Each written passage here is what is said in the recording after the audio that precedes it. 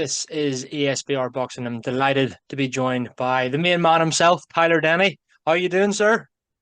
Oh, good man. Thanks for having me on. As always, pleasure. I mean, one of the most frequent faces on the channel. So yeah, always a pleasure. Always a pleasure to have you on as well. September 21st, huge night of boxing. We've got the Riyadh season card coming over to London, Wembley Stadium, the destination. Another huge fight for yourself on the card. Biggest fight of your career, would you say? Without a doubt.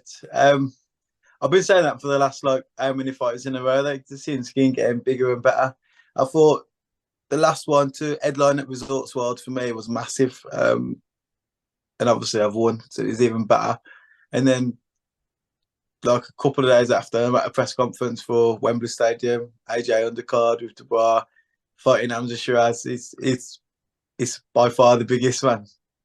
Yeah, I mean, I can remember just checking on that card announced, and I was like, "Hey, there's Tyler's right now. Hamzah Sheeraz, where did that come from? He was only in the ring about 24 hours ago."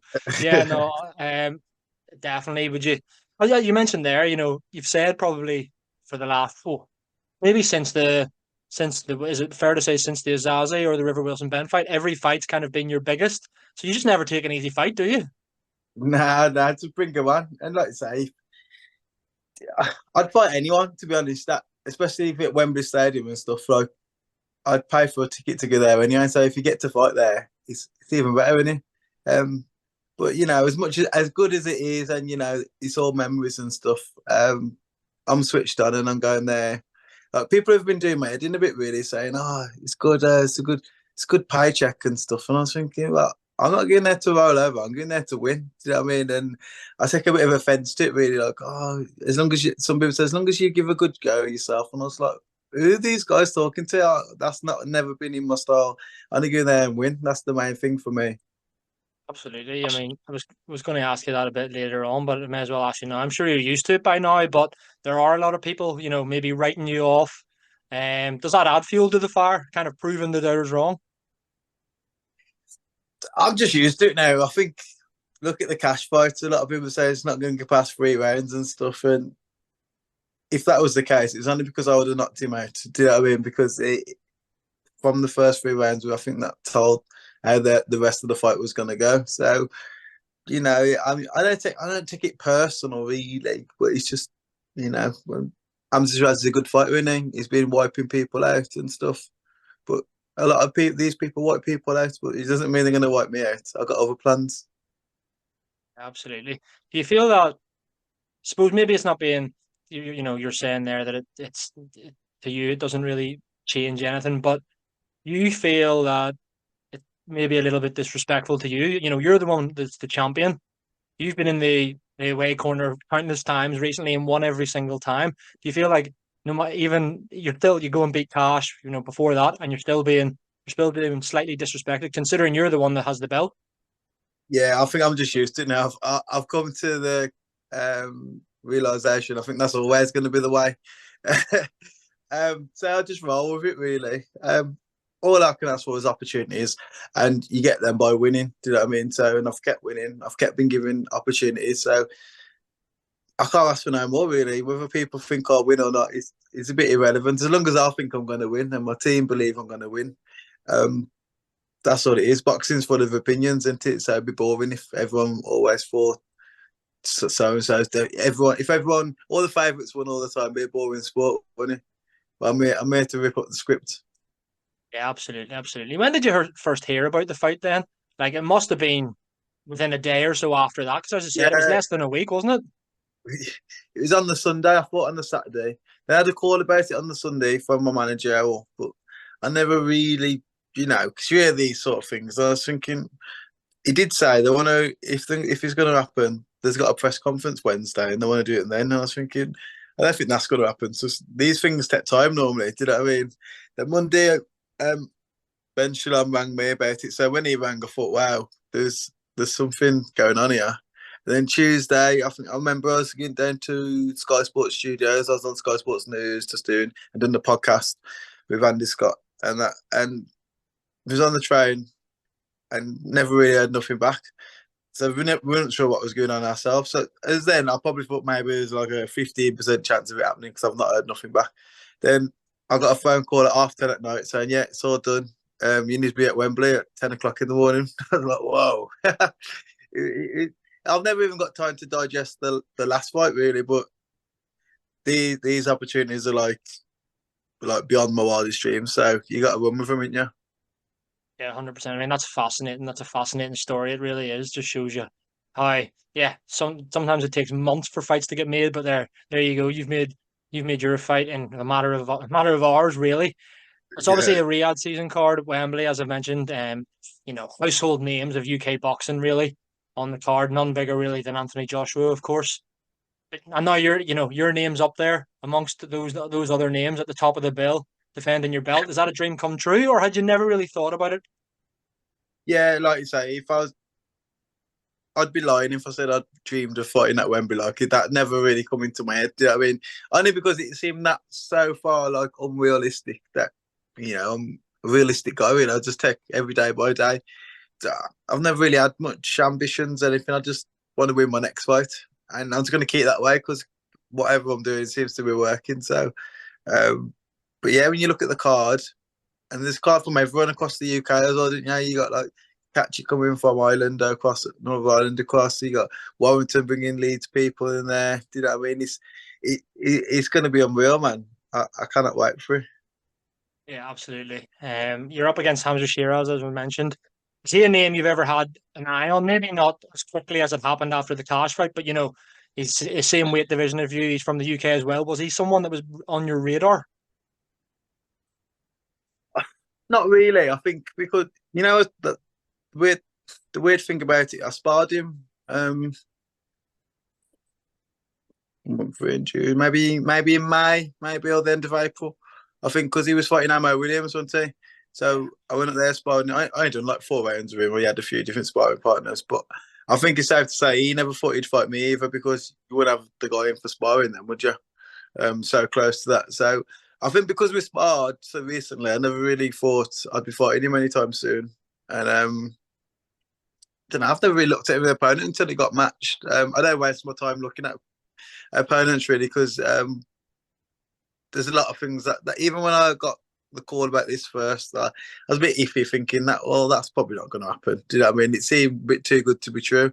Not that I don't deserve it, but it was just such a massive occasion. Do you know what I mean? So, but now obviously I'm fighting him. You have to start looking at him like as an opponent now. And, he's a great fighter, man. He's, I think, ranked number one in WBC and someone of a governing body and that. But that's all for me to take then, really. Do you know what I mean? So I'm glad he's ranked so high, and I'm glad people think a lot of him because when I beat him, then they'll have to have the same opinion of me then.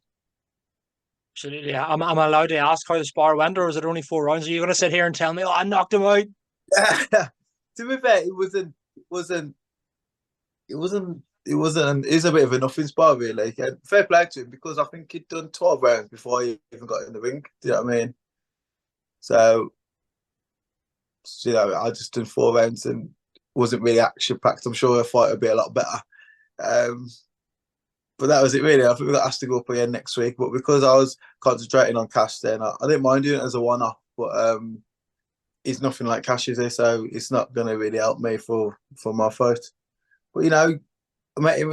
He's a cool guy. Do you know what I mean? We got along. We dropped each other messages and stuff. But fight night, all the respect to go out the window and punch holes in each other. Absolutely. Absolutely. You're going in obviously as the champion, but you're going in as the underdog as well. Is it always an underdog mentality thing for you, as you've kind of mentioned, being written off so many times? Or are you going in there now thinking, right, I'm the champion, I've got the belt, you got to take it off me? Um, it's not that you got to take it off me, but I'm going to show you why I'm the champion. Do you know what I mean? And that was the same thing with Cash. I felt like Cash was a bit different because he was very, he downplayed the task at hand. Do you know what I mean? Very,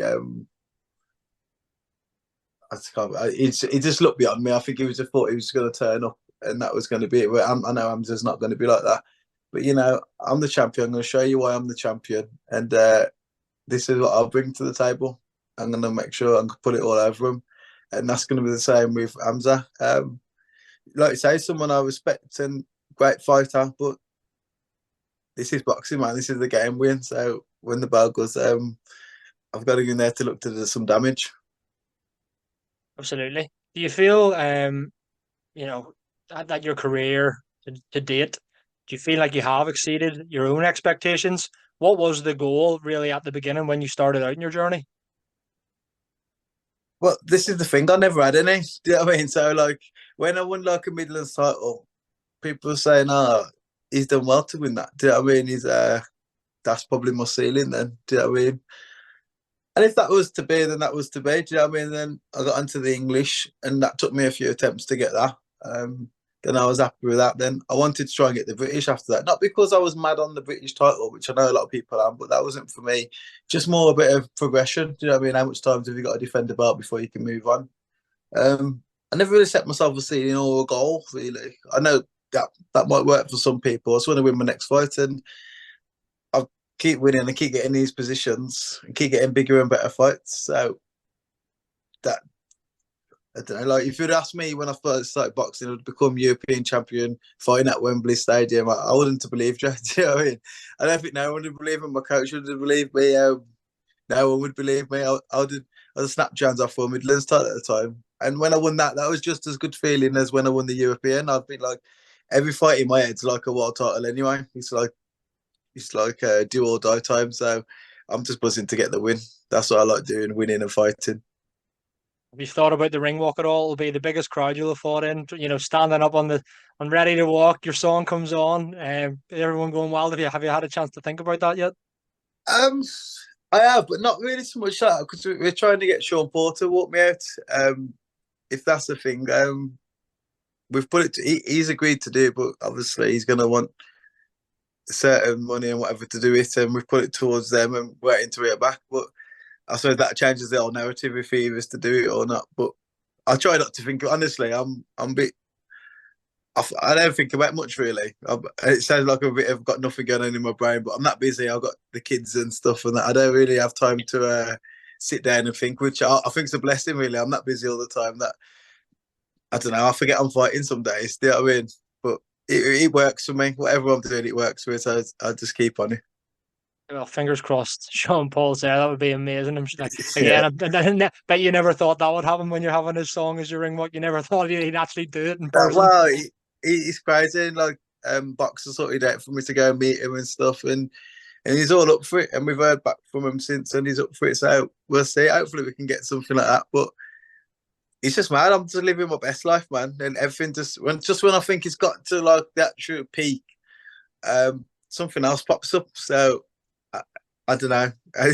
I'm lost for words sometimes. I feel in a very, very privileged position, really, to be in, and just making sure I enjoy the journey.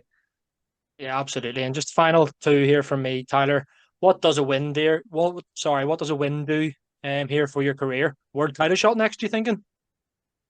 You'd think so, wouldn't you? You'd think so, but who knows, man? As long as the money keeps coming in, I'm happy, man. If the belts come as well, that's even better. But like I say, I think he's definitely in the top 10 of every organisation, if not the top 5 of all of them. It's a bit weird how they work. You can be 1 in one and 10 on another one, but I'm pretty sure he's got plans for a world title shot. Or his team was if he in his head if he beats me. So really, I've got to take them plans away from him really and bring them titles to me. And I feel I'm more than capable of doing it, and I'm really up for it, man. If you can't get up for a fight of this magnitude, you might as well pack boxing in now. I still hate some of the training. I've done track today and stuff, but it makes it that bit easier. And you think, what are you doing it for? So I'm there to put performance in, not just look good. I just want to win. Do you know what I mean? I'd rather look bad and win than look good and lose. I'm in it for the win only. Absolutely. And finally, Tyler, tell the viewers watching why should they tune in and watch your fight against Hamzah Sheeraz, and why will you be the man getting their hand raised? Because I was going to bring everything. I just feel unstoppable at the minute, and there's no way I'm going to allow someone to beat me, whether that's anyone. And I like Hamzah as a cool guy, but this is my time now. Brilliant. Well, Tyler Denny, pleasure as always. Thanks very much for speaking to ESBR Boxing. And yeah, good luck on fight night. I can't wait to watch. Thank you. Thanks for having me again.